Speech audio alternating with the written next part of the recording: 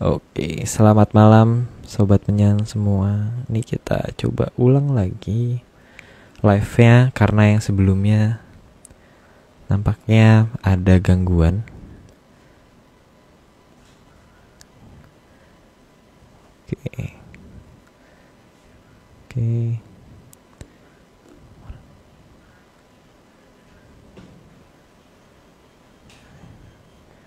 Mbak Vikian.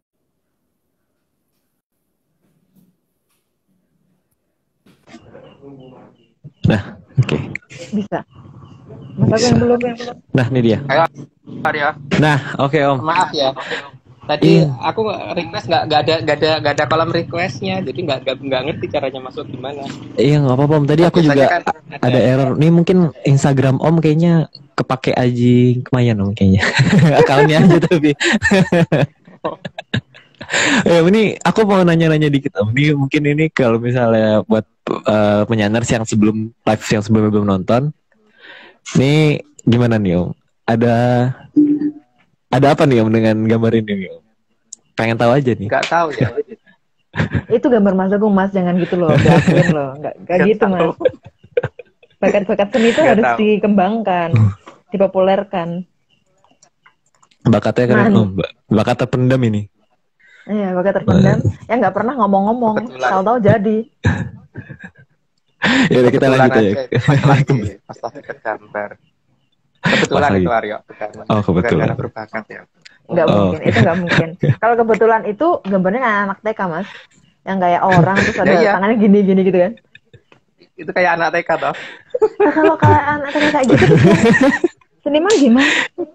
Ya Kita udah Mbak, debat kita di sini. kita lanjut aja hari ini nih. Udah jam segini. Nanti ini hari ini ada Udah, yang 113 slide, Mbak. Mbak sudah siap minum?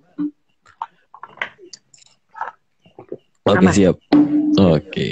Ini Oke. Kita mulai ya, Om. Semua. Ya. Oke. Oke, 93 Sang Puspatajem part 27.67 Pakem petungipun Wiyoso Keraton Kencana. 111 plus 1 slide. 001 leluhur kita mempunyai banyak perhitungan dalam membangun sebuah keraton. Dan perhitungan yang dilakukan oleh para leluhur banyak berlandaskan dasar yang tidak kita pahami. Ya karena perhitungannya banyak banget ya. Istilah nggak usah dikomentari biar cepat selesai Mbak, karena udah telat kan mulainya. Slide kedua, ada perhitungan dari leluhur yang didasarkan pada kejadian di masa lalu. Hal ini terlihat dengan pengaturan tanggal dalam pendirian keraton. Ya itu lanjut aja. Pasti udah pernah tahu lah masalah seperti itu. Terus slide ketiga, namun ada sangat banyak perhitungan yang justru berdasarkan pada kejadian di masa depan. Dan kejadian di masa depan ini sudah dipertimbangkan dengan sangat cermat dan teliti oleh leluhur.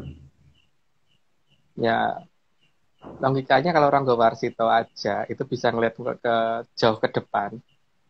Yang lebih luhur dari Rangga Warsito kan banyak. Jadi artinya kan yang bisa melihat ke depan tuh banyak banget ya. Artinya memang leluhur kita tuh bisa lihat masa depan. Dan itu anugerah ya. Kalau bagi saya itu anugerah sih itu kayak gitu tuh. Untuk punya leluhur seperti itu kan oke. Lanjut Mbak. Slide keempat, selain itu, perhitungan juga menyangkut kondisi yang terjadi saat ini. Maka posisi keraton seharusnya dibangun pada posisi yang melibatkan 3 kejadian yang terjadi di masa lalu, masa sekarang, dan masa depan. Ya karena mereka bisa mengerti masa depan dan bisa melihat masa lalu. Jadi bagi mereka present kan semuanya. Ya Mbak, lanjut. Oke, slide kelima, kemampuan mempertimbangkan kejadian di masa depan adalah kemampuan yang sangat luhur yang dimiliki oleh leluhur kita. Sehingga sangat mampu melihat kejadian di masa lalu dan masa depan, apalagi masa sekarang. Amazing. Iya dong.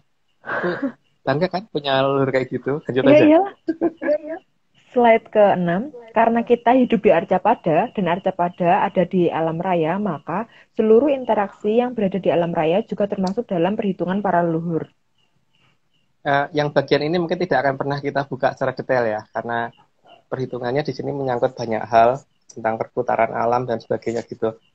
Karena kalau ini dijelaskan secara terbuka, nanti resikonya bahwa ya anggap aja nggak ada resiko deh. Pokoknya ini kita tidak punya wewenang untuk membuka yang berinteraksi dengan alam raya. Yang kita buka hanya yang nggak bakalan mas. Tipis-tipis. Ya itu tugasnya Mbak Vicky ya, yo. Ngaku orang udah ngerti juga. Minggu depan Mbak ada saatnya. Oke. Spoiler banyak ya. Slide ke-7, bahkan hal yang terjadi di luar angkasa yang sangat jauh sekalipun terkadang bisa kita temukan di banyak serat kuno dalam menentukan pembuatan suatu keraton. Ya, tapi kalau nemu ya, kalau nggak nemu ya nggak, berarti nggak akan ketemu. Lanjut Mbak. Slide ke-8, posisi bulan juga menjadi perhitungan yang pokok dalam pendirian suatu keraton. Dan biasanya pada saat purnama kan. Lanjut Mbak. Slide ke-9, posisi kaki kayangan yang bisa dilihat dari arcapada secara jelas juga digunakan untuk menentukan waktu pendirian suatu keraton. Ya, biasanya sih pada saat kayangan Cakra Kembang lagi ada di timur. Lanjut Mbak. Slide ke-10, selain kaki kayangan yang bisa terlihat jelas, keberadaan rasi bintang juga digunakan untuk menentukan posisi dan waktu pendirian keraton. Ya, lanjut aja. Oh, berarti ini zodiak tuh berpengaruh ya? Ya, tapi cara baca zodiaknya beda loh kita sama mereka. Beda ya. Yang astronom beda. Oke, siap. Next. Oke. Slide ke-11, keberadaan matahari juga sangat diperhitungkan dalam pendirian suatu keraton. Hal ini diperhitungkan agar keraton berada dalam posisi di tempat yang selalu ada matahari, tapi tidak terlalu panas. Juga tidak terlalu dingin gitu ya. Lanjut Mbak. Slide ke-12, kejadian gerhana matahari juga menjadi perhitungan karena efek gerhana dianggap akan mempengaruhi keraton ke depannya nanti. Kalau yang saya tahu ya, biasanya itu kalau akan setelah ada gempa bumi, kalau ada gerhana itu maka tidak akan terjadi apa-apa. Biasanya gitu. Biasanya loh. Gimana? Ulang. Itu di highlight ya. Itu harus di highlight itu. Kalau ada gempa di ibu kota, terus setelah itu ada gerhana, itu biasanya kejadiannya tidak akan terjadi apa-apa gitu loh. Tapi kalau tidak ada gerhana, lah itu nggak tahu. Oke, kita nggak tahu. Apa-apanya nggak tahu. Lanjut. Oke.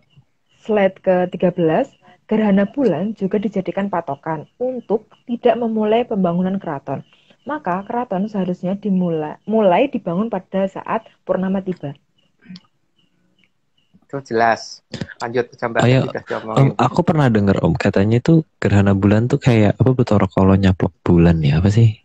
Pernah dengar kayak kata-kata seperti itu gitu. Ya memang iya, makanya tidak akan membangun keraton pada saat bulan kayak gitu loh. Pada saat gerhana. Oke. Lanjut. Slide ke-14, warna bulan yang merah juga dijadikan patokan agar keraton tidak dibangun pada saat itu. Ya, supaya keraton tidak berdarah-darah gitu. Lanjut Mbak.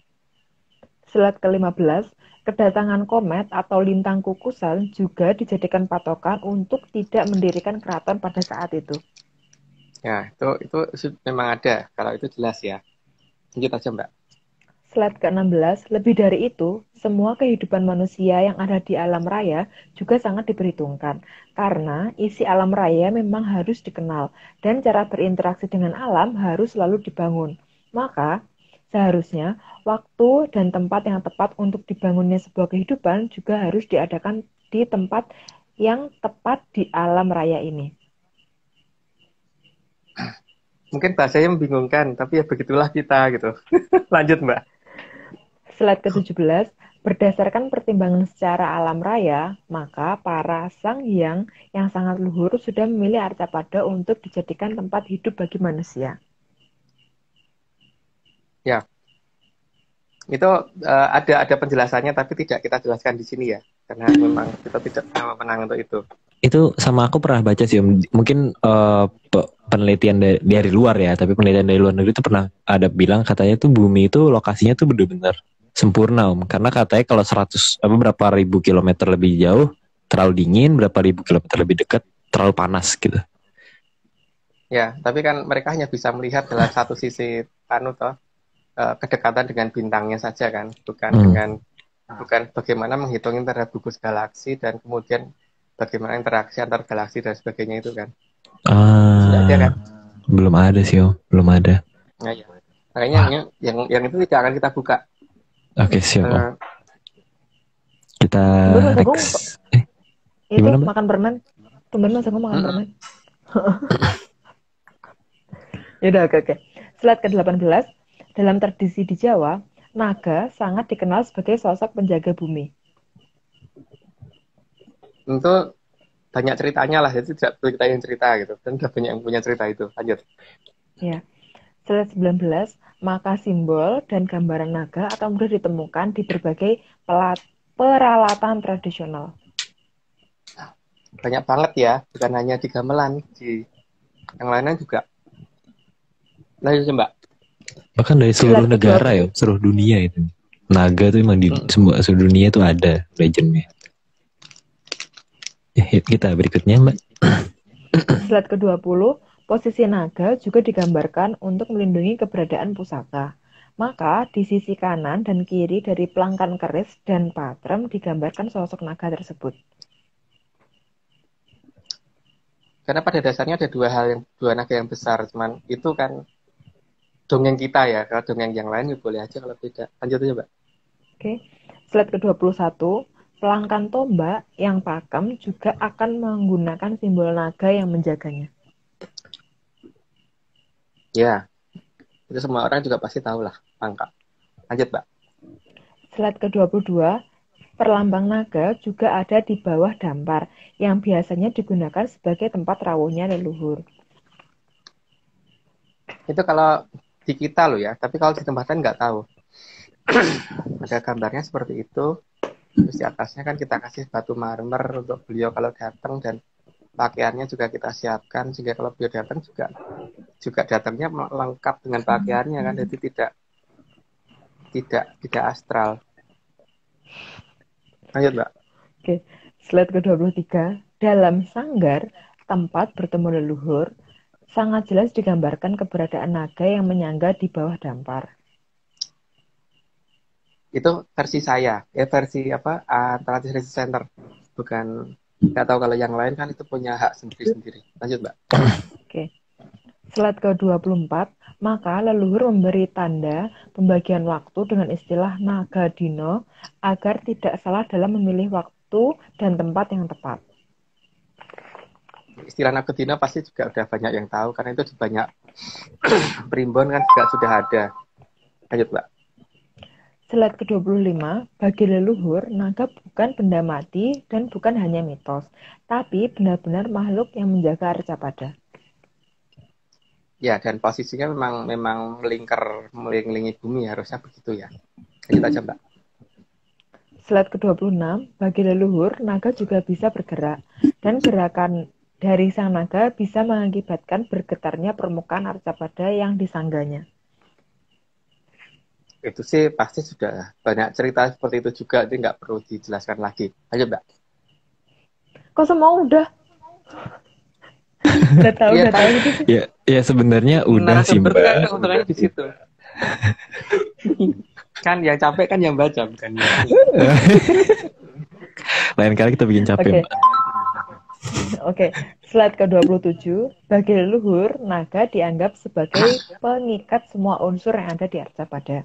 Sehingga Arcapada bisa terbentuk seperti bola. Dan bola bentuknya pastilah bulat, bukan bidang datar. Ya. Bagi kita, bumi itu bukan datar. Itu yang paling penting. Jadi kalau ada yang menganggap bumi itu datar, ya terserah. Tapi bagi saya, bumi tidak datar. Gitu ya. Dan kalau sudah tahu seperti itu, kepala naganya harusnya di mana dicari. Gitu. Lanjut, Mbak. Oke. Slide ke-28. Sehingga penentuan posisi kepala, ekor, serta badan naga juga sangat penting dalam menentukan perhitungan pendirian keraton. Ya. Karena supaya tidak berbahaya ya. Lanjut, Mbak. Lanjut saja lah. Slide ke-29. Malas bicara. Slide ke-29. Karena di daerah yang ikatannya lemah, maka daerah tersebut akan mudah bergetar. Ya, ya jelas. Kalau itu sih jelas. Tapi nggak perlu penjelasan lah. Karena nanti nggak nakut-nakutin orang. Lanjut, Mbak. Slide ke-30, selain itu, leluhur juga memperhitungkan masalah kedatangan naga lain yang kadang tidak mudah dilihat dengan mata normal. Ya, selama pandangan mata kita menggunakan mata yang dua ini ya akan susah. Karena itu harusnya pakai mata yang satu. Lanjut, Mbak. Slide ke-31, cuaca dan iklim juga menjadi bahan pertimbangan para leluhur dalam menentukan posisi kerajaan. Ya, karena kalau terlalu dingin, semua aja juga nggak mungkin tuh untuk hidup. Mau bercocok tanam juga susah tuh, Mbak. Kok bercocok tanam? Bernafas sudah susah, Mas? Orang Iya. dingin? Kalau dingin tuh bahkan katanya harus pakai tabung oksigen gitu-gitu kan? Atau enggak ya? Atau salah dengar aku? Mau Salah nyoba dengar? ya?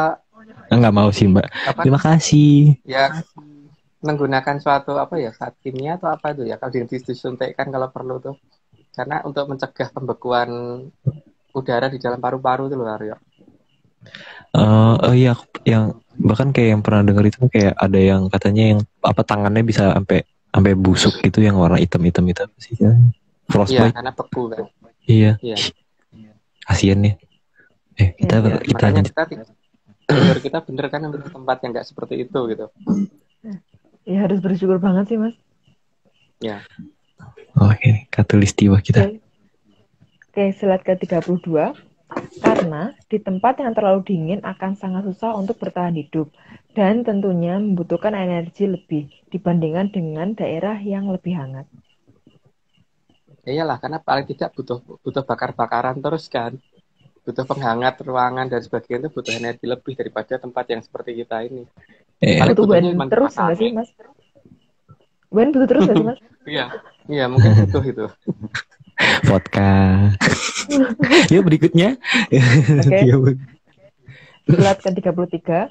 Dan pada dasarnya, manusia membutuhkan udara yang cukup hangat agar bisa bertahan hidup. Ya kalau dingin banget tuh, ya gimana sih Mbak? Yang ada beku dong. Yang ada dari patung kali di sana. Iya, benar-benar. Slide ke-34. Di udara yang sangat dingin, tidak semua hewan dan tanaman yang dibutuhkan manusia bisa hidup. Maka, keraton tidak dipakemkan menempati lokasi yang terlalu dingin. Ya kalau dingin banget ya jelas minimal mau pelihara sapi aja, coba sapinya malah mati tuh Mbak. Iya, Mas. Lanjut ya Mbak. Slide ke-35. Selain itu, manusia juga membutuhkan sinar matahari. Maka tidak tepat jika dipilih tempat yang sinar mataharinya bisa menghilang selama 6 bulan dan muncul terus-menerus selama 6 bulan. Karena kita butuh vitamin D kan untuk kehidupan. Vitamin D butuh sinar matahari gitu. Lanjut Mbak. Slide ke-36. Matahari selain sebagai sumber energi juga digunakan sebagai hitungan waktu.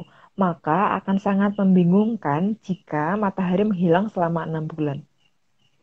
Makanya beliau memilih tempat yang sangat tepat kan kalau di daerah sini karena matahari muncul terus, nggak pernah hilang selama lama gitu loh.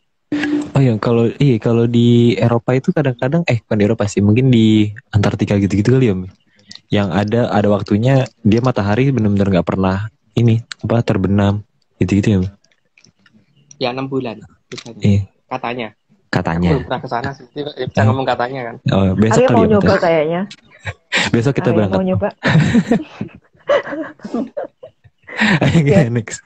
Slide ke-37. Namun, manusia juga tidak akan nyaman tinggal di daerah yang terlalu panas. Ya pokoknya nggak terlalu panas juga kita butuh air kelebihan kan nantinya malahan. Ya pokoknya ya suhu udara itu yang pas-pasan aja gitu loh. Ayo Mbak. Slide ke-38. Karena di tempat yang terlalu panas, tanaman tidak banyak yang bisa hidup, terutama tanaman yang dikonsumsi manusia. Ya sangat jarang lah kalau ada. Atau keajaiban kalau ada gitu. Tapi yang jelas nenek moyang kita sudah tepat memilih negara ini gitu. Lanjut Pak. Slide ke-39. Oke. Maka bagi leluhur, Daerah hamparan yang menghijau justru menunjukkan turunnya anugerah, yang artinya justru bukan pertanda akan berakhirnya kehidupan. Ya, jadi kalau suatu daerah yang tadinya tandus menjadi daerah yang subur, itu berarti kan yang membuat hidup menginginkan agar manusia bisa hidup di situ kan. Jadi itu artinya pasti bukan bukan akan akhir zaman, tapi malah akan zaman akan diperpanjang gitu kan. Iya, Mbak.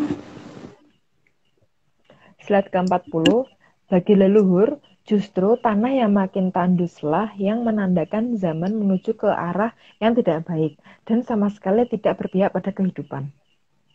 Nah, iya, makanya kalau tanah menjadi subur itu pasti bukan pertanda akhir zaman itu seharusnya loh. Karena kalau ya yang saya tahu kan kalau tanah itu makin subur berarti orang makin bisa hidup gitu ya. Ya, tapi nggak tahu kalau ada yang berpikir lain ya monggo aja itu. Lanjut, Mbak. Slide ke-41, meningkatnya kesuburan tanah justru menunjukkan keberhasilan manusia dalam melaksanakan Hamemayu Hayuning Bawono. Sehingga anugerah untuk diizinkan menempati arca pada lebih lama pasti akan diturunkan oleh Yang Maha Kuasa. Ya, kalau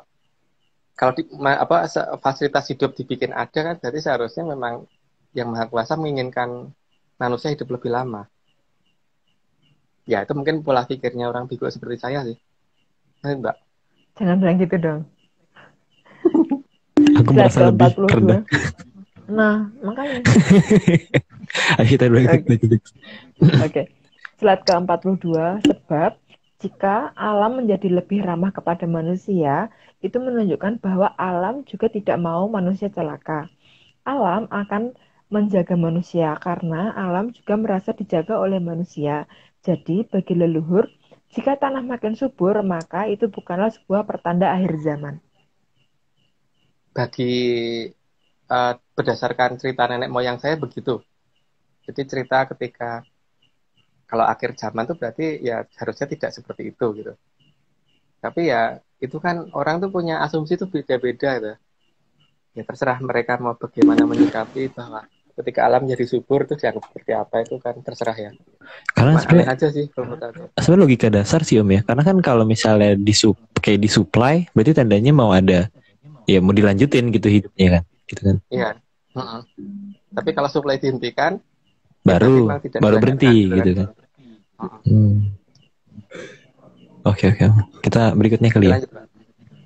Slide ke-43, karena jika Yang Maha Kuasa tidak menginginkan manusia lagi, maka seharusnya penunjang kehidupan dihilangkan, bukan malah diadakan. Dengan makin suburnya tanah di tempat yang tadinya tidak bisa ditanamin apapun, justru menunjukkan bahwa Yang Maha Kuasa belum mau mengakhiri zaman yang berjalan. Atau sebagai pertanda, zaman akan makin panjang, bukan menuju akhir zaman. Ya logikanya kan begitu ya. Kalau menurut logika saya loh itu. Karena kalau yang maha kuasa itu tidak menghendaki manusia ada, berarti kan harusnya tidak sarana penunjangnya dibikin nggak ada toh. Ya benar, Mas. Tapi kalau sarana penunjangnya itu dibikin ada kan berarti yang maha kuasa menginginkan manusia ada lebih lama, bukan akhir zaman. Tapi Om, tapi Tapi ya, mungkin kalau tapi misalnya asumsi itu kalau ada bebas. orang lain bebas ya Om ya. Ya bebas. Ada orang lain beranggapan kebalikan ya monggo aja, kita nggak ngelarang sama sekali sih sebenarnya ya Om ya. Ya, teman kalau kita punya asumsi begitu. Lanjut. Oke, slide ke-44. Jadi, kalau ada yang menganggap tanah yang tandus tetap tandus sebagai pertanda zaman akan berlangsung lama, dan kesuburan sebagai pertanda akhir zaman, hal tersebut adalah hak tiap manusia dalam menilai tanda-tanda zaman. Nah, itu sudah kita bicarakan ya. Jadi tidak tidak beranggapan sama juga nggak apa-apa gitu. Lanjut, Mbak. Slide ke-45, tapi cukup aneh jika tanah yang tandus dikatakan sebagai alam yang bersahabat. Karena di Nusantara, tanah suburlah yang dikatakan bersahabat dan pertanda langgengnya zaman. Itu versi kita ya, bukan versi, nggak tahu kalau orang lain ngambilnya gimana. Bahkan ada yang bilang tanah Indonesia itu tanah surga ya Om ya.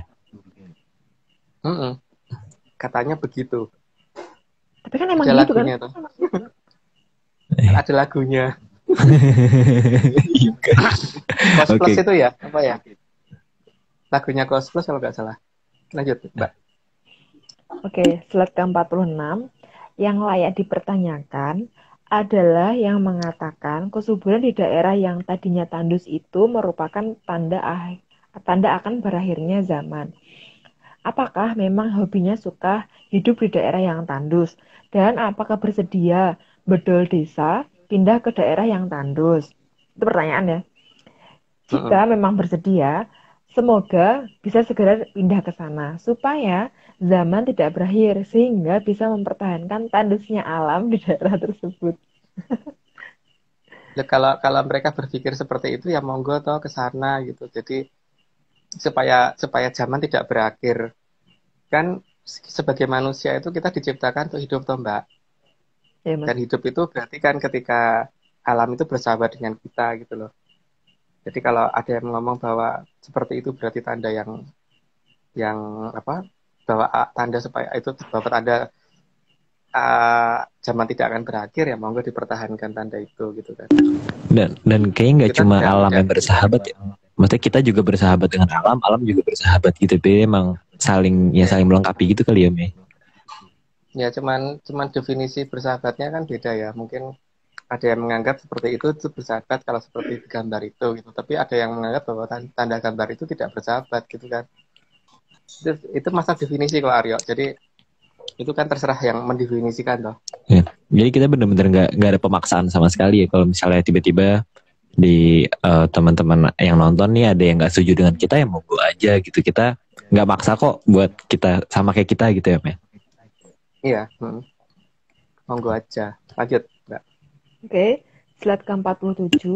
Karena di daerah tandus air saja sangat susah, sedangkan kehidupan sangat membutuhkan air. Dan di tempat yang subur pasti ada air dalam jumlah yang melimpah. Cuman masalahnya kan itu berarti masalah definisi ya. Kalau dianggap bahwa itu bukan anugerah ya udah. Dibikin anugerah adalah yang gak seperti itu ya terserah itu kan Mbak. Ya tapi kalau kita punya anggapan yang mungkin beda gitu aja. Lanjut Mbak. Oke, slide ke-48. Datangnya kesuburan pasti diimbangi dengan datangnya air. Jadi datangnya sesuatu yang diperlukan bagi kehidupan seharusnya merupakan anugerah sebagai pertanda bahwa zaman tidak akan mendekati akhir zaman. Ya, lanjut dulu Mbak. Itu sudah jelas kok kata-katanya. Slide ke-49, bagi leluhur, cukupnya air bagi kehidupan menunjukkan bahwa Yang Maha Kuasa sangat menginginkan manusia hidup, bukan menginginkan sebuah akhir zaman. Yang lah iya toh ya. Seperti aku kalau misalkan pelihara ayam dan aku pengen ayamku ini bisa hidup kan aku kasih makan. Tak kasih minum. Tapi kalau aku pengen itu cepat mati tak ini gitu loh. Semuanya nggak tak sediain gitu kan. Benar-benar. Tempatnya sepanas-panasnya gitu ya, Mei. Tapi ya nggak tahu Sedingin-dinginnya. kan. Ya tapi kan nggak tahu ya karena perbedaan pola pikir itu kan bisa saja terjadi tuh Aryo. Benar sih, benar, setuju sih. Oke, kita lanjut kali ya. 50. Lanjut Mbak. Oke, slide ke-50, sumber daya air yang cukup juga sebagai syarat dibangunnya keraton, terutama kecukupan air bersih. Air bersih loh ya, saya bukan ngomong air yang tidak bersih loh. Karena bisa mungkin seperti itu gitu kan. Lanjut Mbak. Oke, slide ke-51, karena manusia butuh makanan, maka daerah tempat keraton dibangun juga merupakan daerah yang banyak ditumbuhi sebagai berbagai jenis tanaman. Paling tidak di sekitarnya lah. Paling tidak di sekitar keraton itu. Lanjut Mbak. Slide ke-52, bahkan hewan pun juga butuh makanan. Maka pada tempat dibangunnya keraton juga harus layak untuk menghidupi hewan yang menunjang kehidupan manusia. Udah jelas sih. Lanjut aja Mbak. Slide ke-53, jenis-jenis hewan yang bisa mendukung kehidupan juga harus bervariasi di tempat dibangunnya keraton. Tidak hanya satu jenis atau jenisnya bisa dihitung dengan jari saja. Ya, makin banyak jenisnya kan makin baik toh. Lanjut, Pak. Oke, slide ke-54. Manusia hidup tidak hanya untuk makan dan minum saja, tapi juga butuh hiburan. Maka di dekat keraton juga harus memenuhi syarat agar manusia bisa terhibur, baik oleh indahnya pemandangan alam atau oleh wahana hiburan yang dibuat oleh manusia itu sendiri. Ya, orang bisa stres toh kalau nggak ada hiburan, Mbak. Karena orang itu juga butuh kok yang namanya hiburan. Seperti aku menganggap hiburan itu nomor satu, nomor dua itu bekerja. Ya, Mbak terserah Oke, Mbak Setuju, oke. mungkin setuju, balik. setuju. Berarti ini aku bisa simpulin Eyang itu sangat setuju dengan game online. Merasa Hiburan. didukung ya, yuk. Ya Merasa masa dong. didukung. Pembenaran. Oke, Oke, kita lanjut, Mbak. berikutnya. Oke, slide ke-55. Di tempat keraton dibangun juga harus merupakan tempat di mana manusia bisa mengekspresikan apapun untuk menambah indahnya alam. Jadi justru bukan tidak boleh mengekspresikan segala bentuk yang baik untuk dilihat. Kayak Mas Sukun tadi ya, Mas? Yang flyer ya? Wah, Senggol terus. nggak sengaja kalau itu, Mbak. Beda. Wih, Lanjut, beda, Mbak. beda mbak, beda mbak. Jangan mbak, beda Oke, itu. oke. Karena 50 slide 56. Karena hasil karya seni, terutama patung, bisa dijadikan simbol kebanggaan bernegara, bukan sebagai pertanda datangnya hantu. Ya, biasanya kan negara yang makin ini ya, kelihatan lah bentuk bangunan apa dan sebagainya gitu. Semakin gede patungnya, Makin atau gede, enggak? makin gede, makin besar biasanya negara tersebut. eh, Contohnya Amerika itu ada patung Liberty kan, dan itu sebagai Di, kebanggaan mereka loh. mungkin Kalau di, kita mungkin kalau kita kita mungkin apa? bikin patung Aryo gitu, patungnya Aryo. Itu gak tahu mau ngapain Kalau dong enggak patung patung aku? ikan, Mas. Kok patung Ikannya ikan? Bang Don. Patung ikan, Oh ini patung ikan sudah ada Bos yang Jun. ngeklaim. Oke, slide Oke, kita 57. Slide 57. Jadi, anugerah yang diterima suatu bangsa akan terlihat dari seberapa megah patung yang bisa dibuat, bukan seberapa banyak patung yang bisa dihancurkan. Borobudur aja patungnya banyak toh. Iya, benar. Ya, makanya. Lanjut, Mbak. Oke, slide ke-58. Sehingga tempat didirikannya keraton seharusnya merupakan tempat datangnya anugerah yang bisa membuat orang jadi bisa berekspresi, terutama dalam membuat patung yang megah dan bisa menjadi kebanggaan dari zaman ke zaman. Ya harusnya begitu ya. Tapi kan ya mungkin kalau ada yang berbeda pandangan ya monggo aja lah. Berarti di Lanjut, Mbak. keraton berarti nggak boleh dibungkam ya, harus berekspresi. Yes, bahas Itu aja. itu berarti tempatnya nyaman banget, yo. Orang Oh kalau iya bikin benar. karya itu kan moodnya harus dibangun kan. Oh iya, Nyaman banget tuh. iya harus. Oke, lanjut next. Oke, slide ke-59. Maka posisi keraton harus ditempatkan pada posisi yang bisa menginspirasi semua seniman untuk berkarya dan mampu membuat semua manusia mau bekerja untuk kelangsungan hidup agar zaman menjadi semakin indah. Patokannya zaman jadi lebih indah ya. Ini patung apaan itu di situ itu? Lanjut, Tugu Mbak. Tani, Oh, itu tadi ya? Tugu Tani. Hmm. 6 Oke, tahun ya, lanjut, Mbak. 12 tahun aku ngeliatin ini patung. Oh, dekat rumah ya, dekat apartemen Aryo ya soalnya. Iya, deket. Kalau sekolah pasti lewat ini. Kita next kali ya. Oke, Oke. slide ke-60. Apapun ekspresi dari manusia, selama tidak merusak, seharusnya memang diberi ruang. Dan keraton harus bisa memberi ruang untuk hal tersebut. Ya karena semua keindahan biar muncul gitu kan. Keindahan yang dihasilkan oleh karya seni suatu manusia harus bisa dimunculkan. Dan keraton harus bisa memunculkan itu gitu loh seharusnya. Lanjut, Mbak. Oke, slide ke-61. Selain itu, posisi keraton juga harus bisa mendorong agar manusia memiliki semangat hidup dan bisa memikirkan hal-hal untuk membuat hidup menjadi lebih indah. Ya, itu jelas lah. Lanjut aja, Mbak. Oke, slide ke-62. Karena kehidupan adalah anugerah terindah untuk manusia, maka posisi keraton harus bisa menginspirasi agar manusia lebih memilih mencintai hidup dan bercita-cita menjadi lebih hidup daripada memilih mati. Ya. Tujuan utama keraton kan untuk membantu melaksanakan tugas dari Yang Maha Kuasa untuk itu membuat supaya kehidupan itu berlangsung lebih lama gitu. Jadi keraton harus bisa menginspirasi supaya manusia mau lebih pengen hidup gitu kan, lebih pengen hidup supaya jadi pilihan. Lanjut, Mbak. Slide ke-63. Posisi keraton yang benar juga tidak membuat warganya menjadi lebih memilih untuk mati untuk tujuan apapun. Sebab hidup adalah anugerah yang indah. Nah, itu harus baik begitu ya. Tapi kalau terbalik ya nggak tahu. Lanjut, Mbak.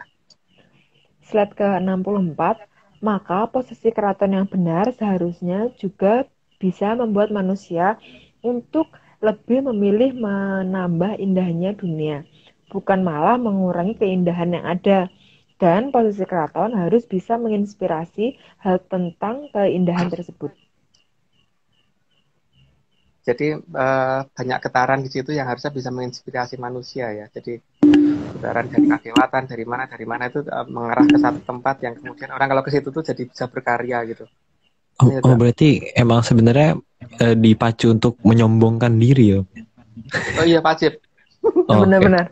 Itu benar tuh. Wajib sombong, tidak boleh terima padanya gitu ya?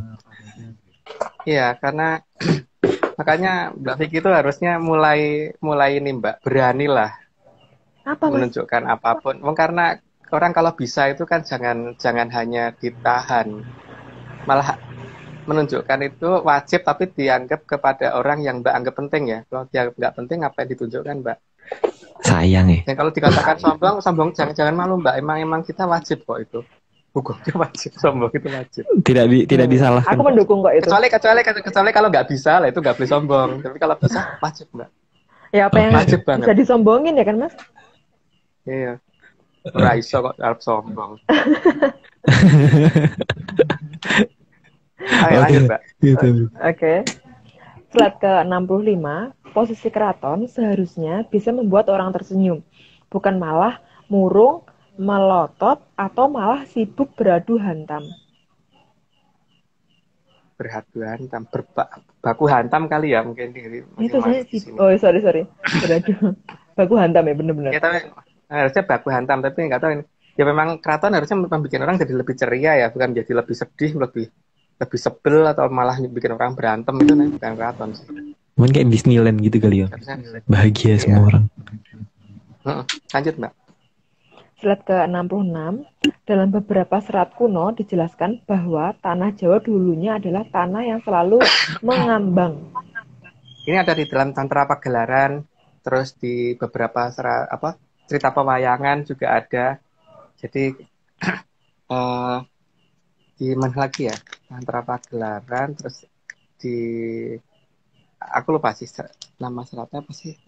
Ya pokoknya lanjut aja Mbak, karena aku lupa. Lanjut. Oke. Slide ke-67, maka tanah Jawa ini dulu juga dikatakan sebagai pulau yang mengambang atau Nusa Kambang. Nama itu masih tersisa di pulau yang berada di selatan dari Cilacap. Namun hanyalah tinggal nama saja. Itu proses dijangkar dan sebagainya ada kok ceritanya. Jangkarnya gimana ada deh. Pokoknya ada cerita itu. Lanjut Mbak. Oke.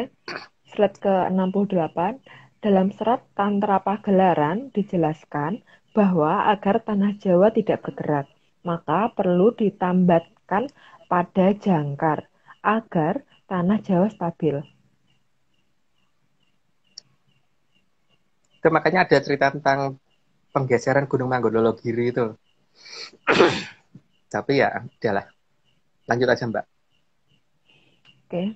Slide ke-69, agar tanah Jawa tetap stabil, maka ada banyak jangkar yang digunakan.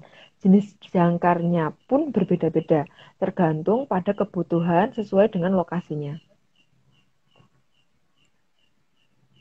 Dan itu biasanya berupa pegunungan sih. Lanjut Mbak.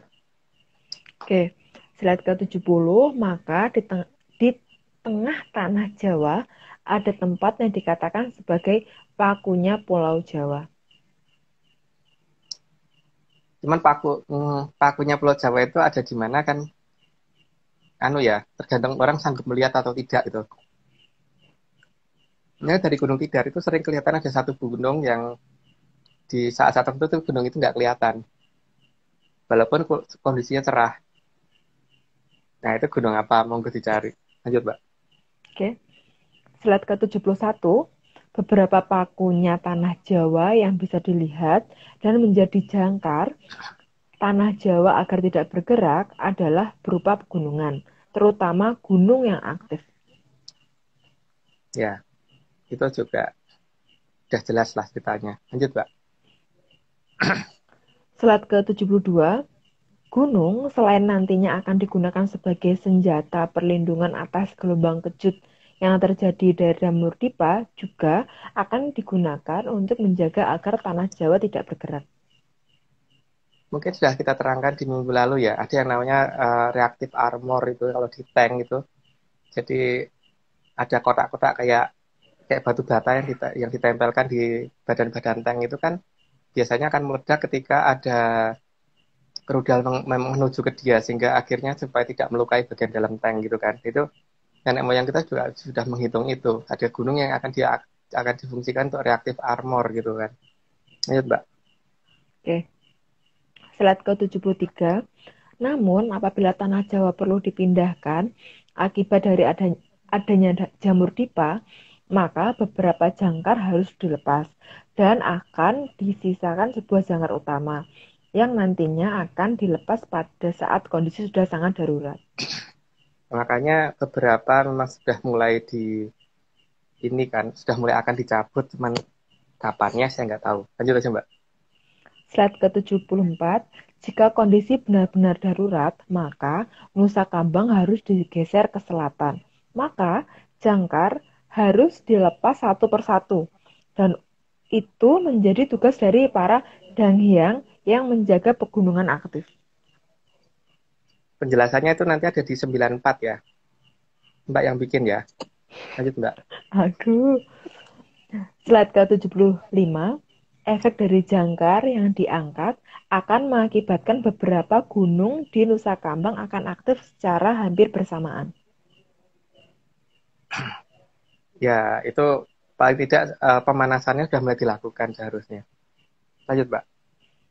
Oke, slide ke-76, leluhur sudah sangat tahu bahwa kelak jamur dipo akan muncul dari tanah seberang yang sangat jauh. Maka pertimbangan dari semua efek munculnya jamur dipo sudah sangat Halo, disiapkan Mbak. sejak dari jauh hari. Ya, makanya karena sudah tahu, maka memang mempersiapannya panjang. Lanjut aja, Mbak. Ini biar persiapannya kelihatan. Oke. Slide ke-77, semua efek dari jamur dipa sudah diprediksi karena akan masuk dari arah utara dan arah timur. Yang dari arah utara tidak akan bisa melewati lautan di utara Nusa Kambang. Namun yang di sisi timurlah yang menjadi pertimbangan leluhur. Karena ada sesuatu di utara ya. Tapi kalau dari timur kan tidak ada yang menghambat sama sekali. Lanjut aja dulu, Mbak.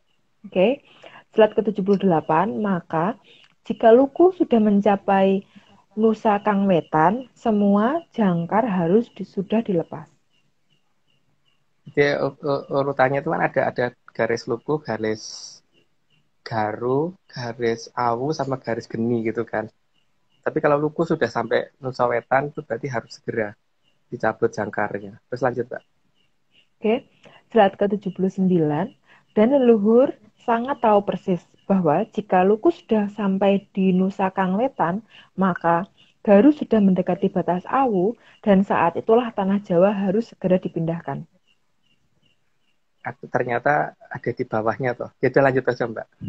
Oke, slide ke-80, untuk mendorong Nusa Kambang ke selatan, maka diperlukan tenaga yang sangat besar.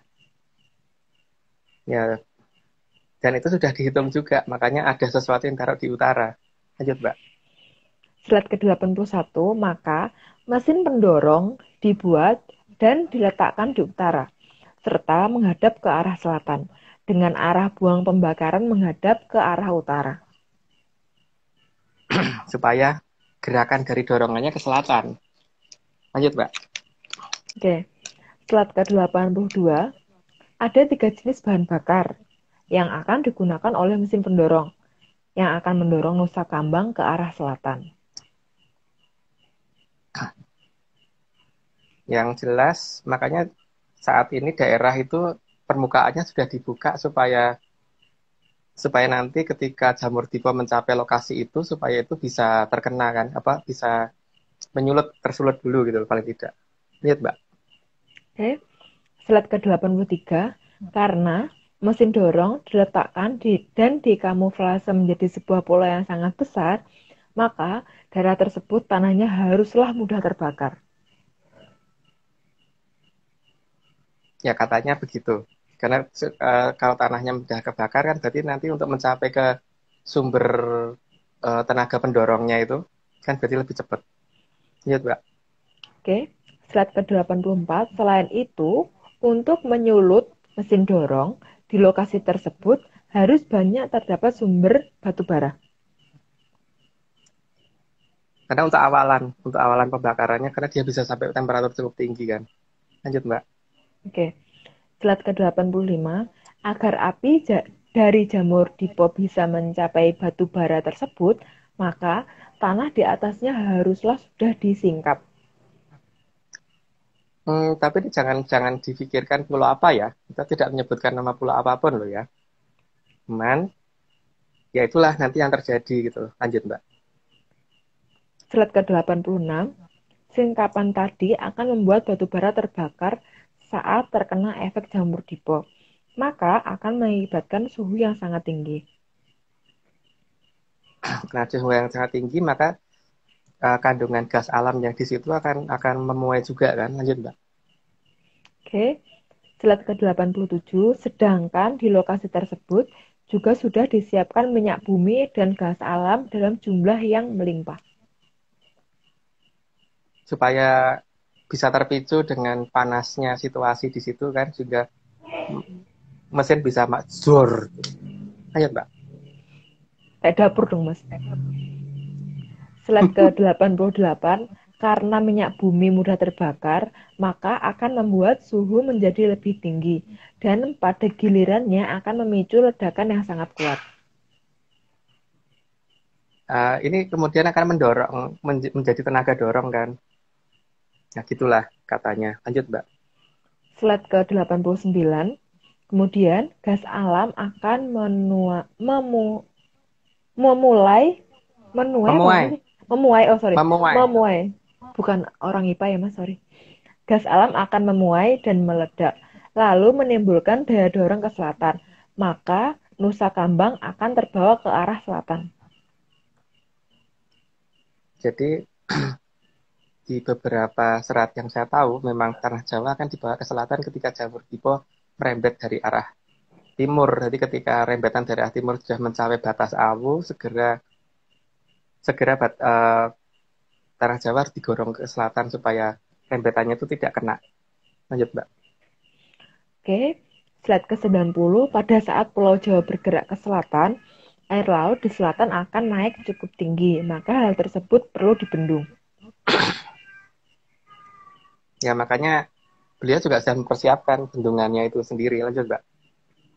Di bawahnya ternyata jawabannya. Slide ke-91, maka leluhur sudah membangun bendungan berupa pegunungan palsu di selatan tanah Jawa.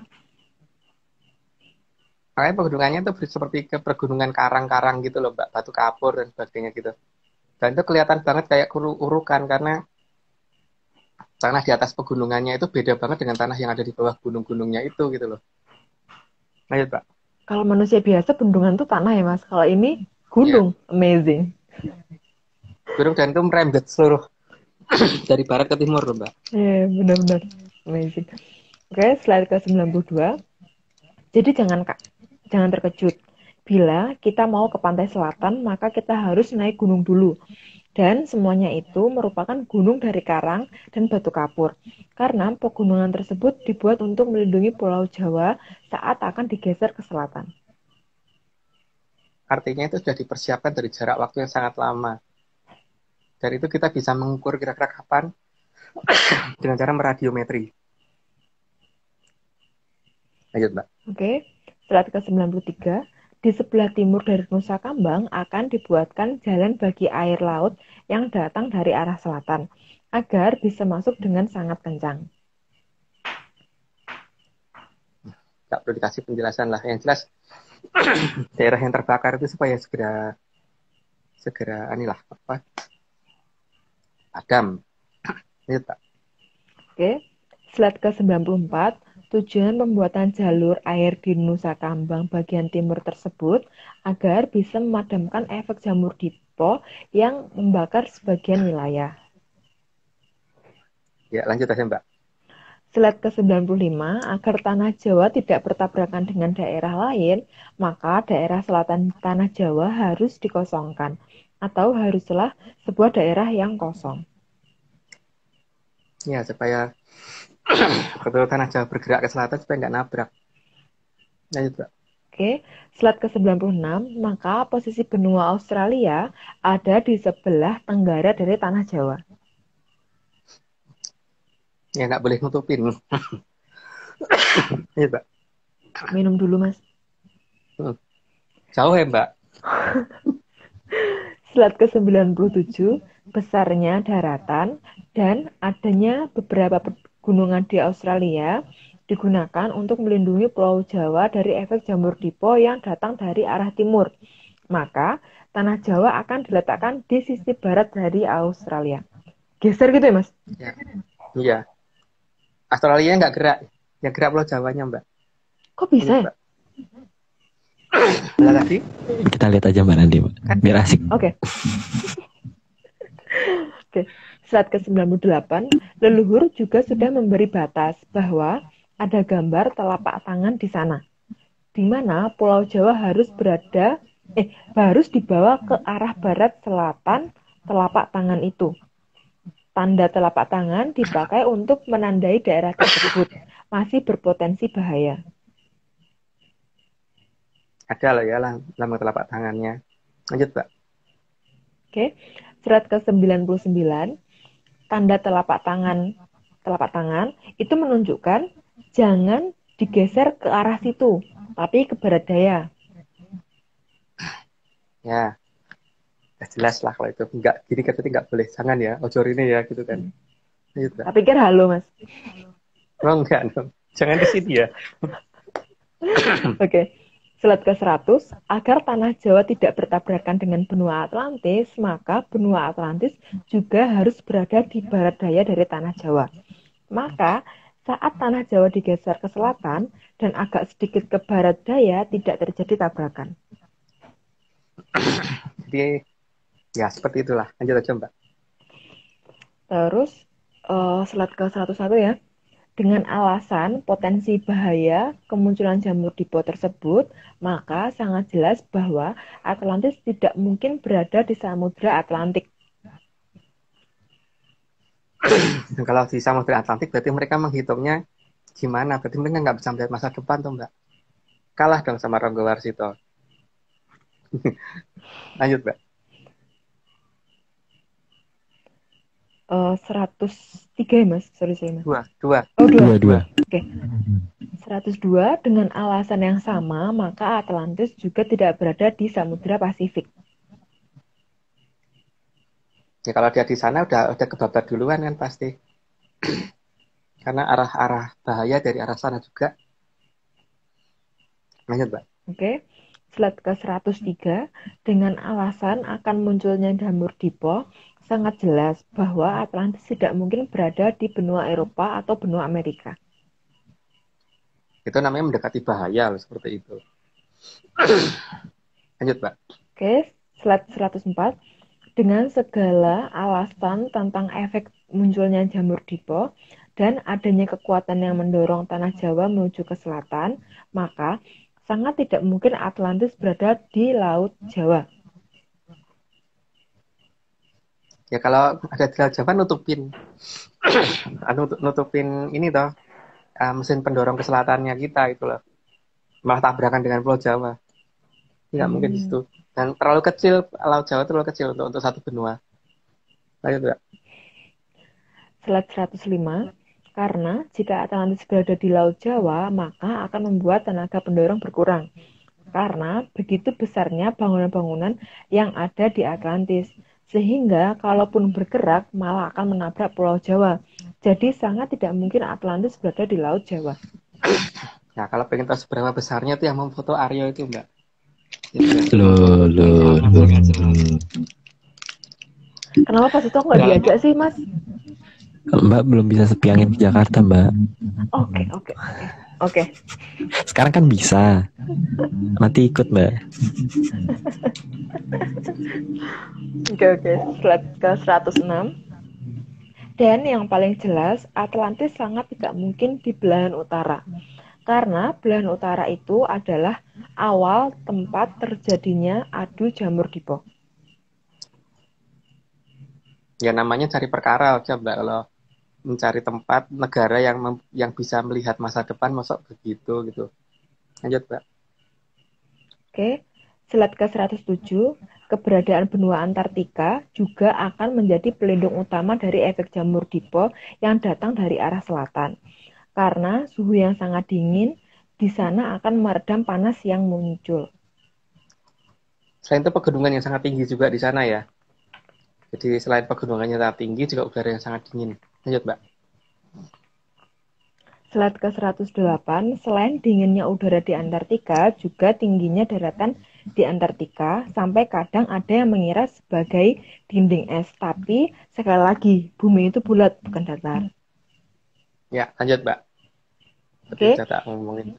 Slide ke 109, pola pegunungan di Afrika juga akan menjadi pelindung utama efek jamur dipo dari arah barat, setelah tanah Jawa digeser ke selatan. Plus dapat perlindungan dari Atlantis juga kan, karena di Atlantisnya juga ada bangunannya juga besar-besar, melebihi gunung yang ada di situ kan, di Afrika. Ingat, Mbak.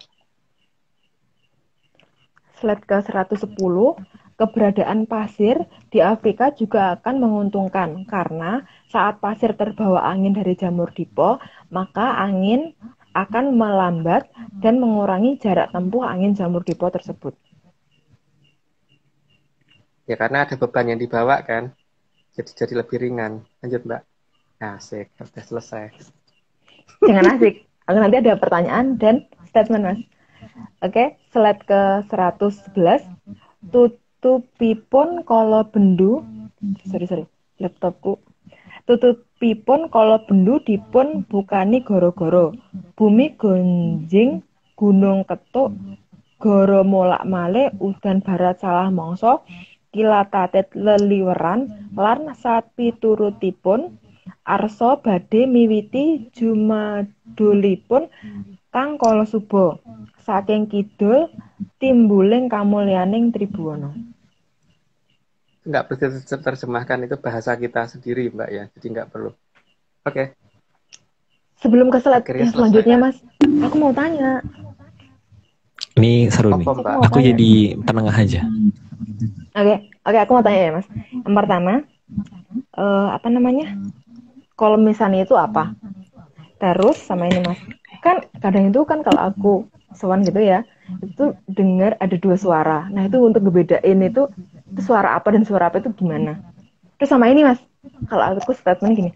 Kan di DM tuh banyak banget tuh orang yang nge-DM dari Atlantis Series dan yang di luar juga kan kayak tanya-tanya, tapi mereka itu tuh kayak, Mbak, aku tuh tahu ini gini itu bener nggak sih, kayak itu loh, Mas, kayak pengen mencocokkan dan kepengen diiyanin kayak gitu loh, Mas. Itu kan kayak nggak usah DM kalau udah tahu gitu kan. Kenapa DM? Kan DM kan untuk pertanyaan ya kayak itu. Itu sih. Gimana, Mas? Kalau misalnya itu salah satu pusaka yang ada, Mbak, dan itu biasanya orang yang pegang itu tuh hanya boleh melakukan satu kali. Jadi satu kali ngucap nggak boleh ditarik balik. Jadi kalau ada orang ngomong aku nggak mau sama dia gitu, atau nggak mau ngelakoni itu lagi, yang sampai dijawab dengan iya, monggo, berarti tidak boleh kembali lagi, Mbak. Selama-lamanya tidak akan diizinkan kembali lagi. Nggak ada kesempatan kedua. Ya nggak ada. Karena kan kalau misah nih cuma satu kali harus misah nih. Jadi apapun yang sudah terjadi ya sudah, itu tidak akan pernah ditarik balik. Terus yang kedua tadi apa Mbak? Aku Yang kedua itu ngantuk. Itu loh, ada dua suara kan Mas, kadang-kadang dengernya. Nah itu tuh untuk membedakan suara satu dan suara dua. Itu kan kalau di musik kan ada kayak gitu. Tapi kalau ini kan nggak musik ya. Itu tuh gimana Mas? Halo, Hewang. Itu Mbak ya harus bisa lah kalau seperti itu.